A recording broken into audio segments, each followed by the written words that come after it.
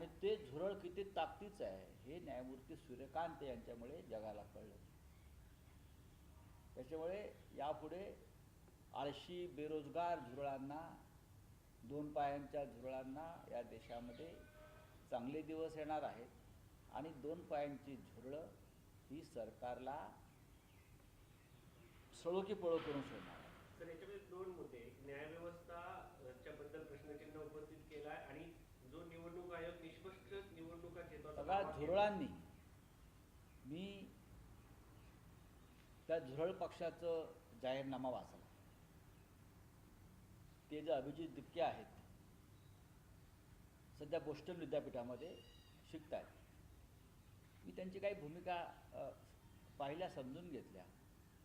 जेव्हा तरुण विद्रोहाला उभा राहतो वेगळ्या वेगळ्या माध्यमातून, तेव्हा तरुणांचं मन समजून घेतलं पाहिजे. तरुणांनी, त्यांनी असं सांगितलेलं आहे, हा पक्ष कोणासाठी आहे? ज्यांच्या डिग्र्या ड्रॉवरमध्ये धूळ खात पडलेल्या आहेत, किंवा ज्या तरुणांचं आयुष्य पेपर फुटीमुळे उद्ध्वस्त झालेलं आहे. अनेक माध्यमातून, सरकारी यंत्रणातून ज्यांच्यावरती अन्याय झालेला आहे, मग न्यायालय असेल, निवडणूक आयोग असेल, अशा सर्व अन्यायग्रस्त झुरळांचा हा पक्ष आहे. पण ह्या ज्या संस्थांवरती लोकशाही टिकलेली असते त्याच्यावरती प्रश्नचिन्ह उपस्थित केलं जातं. ज्या निवडणूक आयोगाने निवडणुका ह्या निष्पक्ष घ्याव्यात असं दावा केला जातो, मात्र त्याच्यावरती त्यांचा दावा आहे. मग त्यात चुकीचं काय आहे? त्यात चुकीचं काय आहे मला सांगा. आत्ताच मला कोणीतरी मी टी व्हीला बघितलं की भारतीय जनता पक्षाचे एक आमदार आहेत प्रसाद लाड म्हणून, त्यांना कोणीतरी धमकी दिली संभाजीनगरला. तुम्हाला कोण धमक्या देणार? भारतीय जनता पक्षाचे गुंड आम्हाला रोज धमक्या देतात. आम्ही तक्रारी करतोय का? आम्ही लढतो आहोत तुमच्याशी. तुम्हाला एक धमकी आली तर तुमचा अगदी तुम्हाला घाम फुटला. या देशामध्ये आता झुरळं जेव्हा बंद करायला लागतील तेव्हा धमक्या नव्हे तर त्याच्या पुढे जाईल प्रकरण, लक्षात घ्या.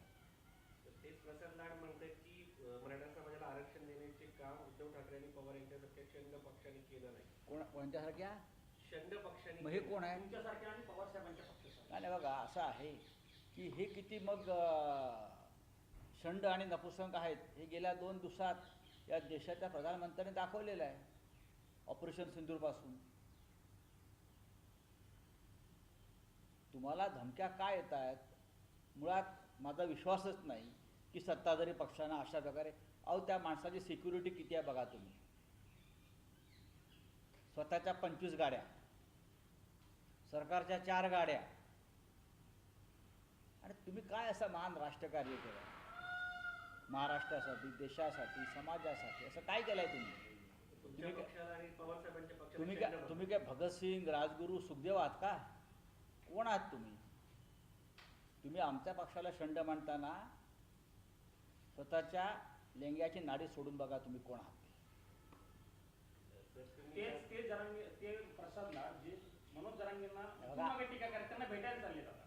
हे बघा, सोडून द्यावं. तुम्ही कोणावर चर्चा करताय दिल्लीमध्ये? इथे राष्ट्रीय प्रश्नावर चर्चा करा. प्रकरण, आरक्षण वगैरे हे जेव्हा महागाई, बेरोजगारी असे प्रश्न शिगेला पोहोचलेले आहेत, पेट्रोल डिझेल मिळत नाही लोकांना, त्यावेळेस जाणून बुजून निर्माण केले जातात असे वक्तव्य करून बघा, लोकांचं लक्ष विचलित केलं जात आहे.